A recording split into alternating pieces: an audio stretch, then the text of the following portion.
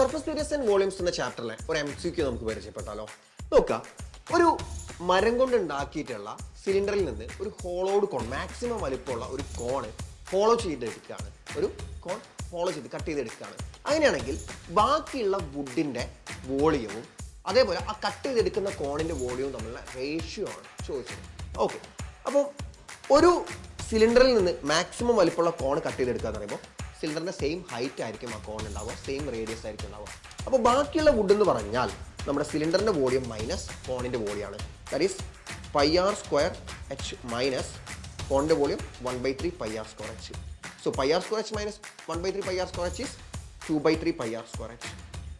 ആ വോളിയവും അതേപോലെ കോണിൻ്റെ വോളിയവും 1/3 πr² h രണ്ടും തമ്മിലുള്ള റേഷ്യോ ആണ് ചോദിച്ചത്. So 2/3 πr² h divided by 1/3 πr² h. r² h കട്ടായിപ്പോയി, പൈ കട്ടായിപ്പോയി. 2/3 ഡിവൈഡ് ബൈ 1/3 ആണ് ആൻസർ.